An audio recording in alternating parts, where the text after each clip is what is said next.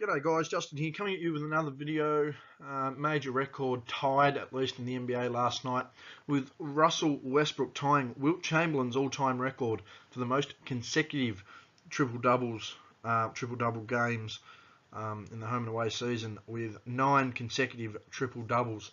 So I thought I'd do a quick video here before we have a whole heap of hype flowing around. Not that this one will be out anywhere, particularly if it's a record that certain players haven't broken, but 9 consecutive triple-doubles, pretty impressive feat. Triple-double is a term that's just thrown around willy-nilly nowadays.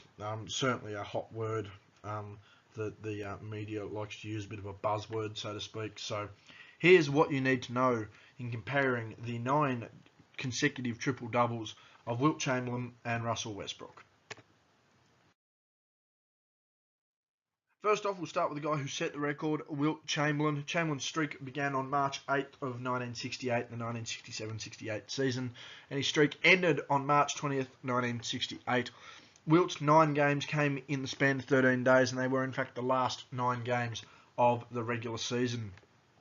The average team defensive rating that Wilt faced was overall roughly the 7th best defensive team in the league out of 12 teams, so middle of the pack there. And his win-loss record was 7-2. However, before we break into wins and losses and defensive teams faced, you must keep an eye on the fact that the key opponents on these teams included Bill Russell, John Havlicek, Willis Reed, Clyde Frazier, Jerry Sloan. Many people will just remember him as a coach, but he was a beast on defense. Walt Bellamy, Earl the Pearl Monroe, Gail Goodrich, Jerry Lucas, and Oscar Robertson. All of these gentlemen are in the Hall of Fame. So before anyone wants to rave on about, oh, he only played a middle-of-the-pack defense, he went up against Hall of Fame talent every single night, something that a lot of players can't do today. By the numbers, here are what Wilt Chamberlain's 9 triple-doubles looked like. The streak began versus Boston in a win, 13 points, 24 rebounds, 10 assists, 50% from the field, and everyone knows about Chamberlain's woes at the line, 50% there again against Bill Russell and John Havlicek. His next game, 28 points, 27 rebounds, and 10 assists, 73.3 from the field and 50% from the line, in a win versus Willis Reed and Clyde Frazier and the Knicks. His third game, 22 points, 30 rebounds, 12 assists, shot 75% from the floor in a win versus Jerry Sloan and the Chicago Bulls.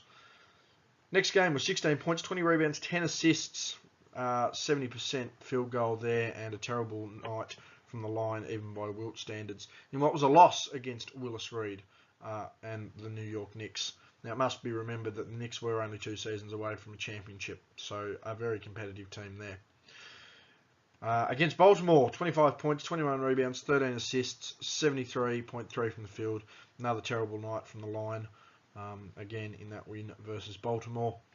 Then in another win versus Chicago, 35 points, 15 rebounds, 10 assists, 88.9 from the field, 37.5 from the stripe.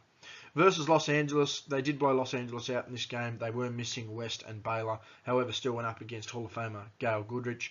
53 points, 32 rebounds, and 14 assists to go with 82.8 from the field and 50% from the stripe. In another loss to Cincinnati, that team contained another triple-double machine, Oscar Robertson and Jerry Lucas. 22 points, 27 rebounds, 19 assists, 45.5 from the field, and 20% from the stripe. Terrible in both aspects there for Wilt, probably is what resulted in the loss, really. And finally ended the season versus Baltimore, 26 points, 17 rebounds, 12 assists, 57.9 from the field, and 40% from the stripe. Overall, in these 9 games, Chamberlain averaged 26.7 points, 23.7 rebounds, 12.2 assists, 69.3 from the field, and 41% from the line. Now, a lot of people won't be hung up on the rebounds and the points, but they do need to remember that Chamberlain was 7 foot throwing these assists out. He wasn't a point guard. In fact, this was one of the few seasons that Wilt sacrificed his numbers, quote unquote, despite how epically inflated they were. Still had a 24, and 8 season. Just to give you an idea of, really rounded 24, and 9. So nearly averaged a triple double as a big anyway, but should give you some idea of just how dominant Wilt Chamberlain really was. As we move over to Russell Westbrook, his streak began on the 22nd of January 2019, and as of his last triple-double, was still active as of February 9th, 2019. Westbrook played 9 games in 19 days rather than Wilt, who played 9 games in 13 days. So an extra week up the sleeve of Westbrook, an extra week of rest essentially. The average team defense rated defensive team faced was the 12th best in the league, so a little higher than Wilt, but of course we do know how defense is played today, so take that with a grain of salt as you will. And the win-loss record there for Westbrook, 8-1, big factor there being Paul George. Key opponents faced in this run include Damian Lillard of the Trailblazers, Drew Holiday of the New Orleans Pelicans, Giannis Antetokounmpo, another frontrunner for the MVP, along with Paul George from the Milwaukee Bucks, Chris Middleton, an all-star from the Bucks, Nikola Vucevic, all-star from Orlando, Kyrie Irving, the all-star point guard from Boston, Mike Conley, the defensive point guard there in Memphis, James Harden, another MVP frontrunner, and Chris Paul, a perennial all-star candidate himself. As we look at Westbrook's by the numbers, his first triple-double versus Portland in a win. 29 points, 10 rebounds, 14 assists to go with 1 steal. 5 turnovers on that one as well. 45% from the field, 25% from deep, and 83.3% from the stripe. We know what Russell's like with his efficiency on the scoring end of the floor. In a win versus New Orleans, 23 points, 17 rebounds, 16 assists to go with 2 steals and 4 turnovers. 47.4 from the field, 33.3 from deep, and 50% from the stripe. Poor by any standards. In a win versus Milwaukee and the threat that is Giannis Antetokounmpo, 13 points, 13 rebounds, and 11 assists to go with a steal and a block on 4 turnovers. 25% from the field is not acceptable by any standard. 40% from deep and 50% from the stripe. Surprised to see the numbers high on the 3-point line there. In a win versus Orlando, 23 points, 14 rebounds, 14 assists to go with a block and 5 turnovers. Shot efficiently from the field at 58.3%, efficient from deep at 50%, and an okay night from the line from Russ at 66.7%. Versus Miami, 14 points, 12 rebounds, 14 assists to go with a steal and a block on 4 turnovers. 60% from the field, didn't make a 3. Again, if you're going to take them, you've got to make them. And 40% from the stripe. In his one loss in this current run versus Boston, 22 points, 12 rebounds, 16 assists to go with 2 steals and 4 turnovers. Again, 42.1 from the field.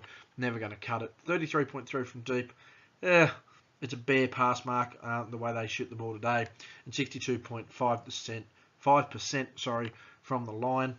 Again, played Orlando and won once more. 16 points, 15 rebounds, 16 assists, 1 steal, 1 block, 7 turnovers, high turnover rate there. 35.7 from the field, didn't make a 3 and struggled at the free throw line at 60%. So you can work out who probably had control of that game for OKC. In a win versus Memphis, and I do believe this one was after trading Marc Gasol, 15 points, 13 rebounds, 15 assists to go, 4 steals and a turnover. 31.3 from the field, 25% from deep, and 66.7 from the line. Again, I'll let you work out who was the key factor in the win for that game. And versus Houston, he did come up big in the clutch, I will give him that, but had an average night somewhat by his standards. 21 points, 12 rebounds, 11 assists, 2 steals and a block, 10 turnovers, the wrong kind of quadruple double there for Westbrook. 38.1 from the field and 20% from deep. Really not a good look. And 80% from the line. Averages across this 9-game span: 19.6 points, 13.1 rebounds, 14.1 assists, 1.6 steals, 0.6 blocks on just under 5 turnovers. 41.1 from the field, 27.6 from deep, and 64.7 from the stripe. All unacceptable numbers. Now, as we have a brief look and a summary of how they look against each other, Chamberlain clearly leading in points and rebounds. Now, Westbrook is leading in assists, but he is only leading by 1.9 assists. So if you're going to take a guy willing to risk on this, willing to assist on, say, 4 more points, while the other guy himself puts up 7 more points, if you want to go with that, good for you, but I'm certainly probably going to be taking Chamberlain there. Westbrook leading in steals and blocks, that's obvious, and leading in turnovers, I'll get to that there. I didn't highlight Westbrook there because Chamberlain's usage rate and occasional clumsiness could see him lose the ball a little bit. Obviously, Wilt leading the field goal percentage, it's not even close. 3-pointers weren't available. but Westbrook would probably have the lead there. Chamberlain seldom used the outside play other than fading to 17, 18 feet.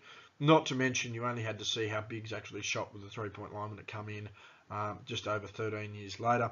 And the free throw line was Westbrook leading, but I tell you what, not much of a difference when you look at how they shot for their particular position. I do have to make a note, however, that Chamberlain anchored Philadelphia to the #1 ranked defensive team in 1967-68.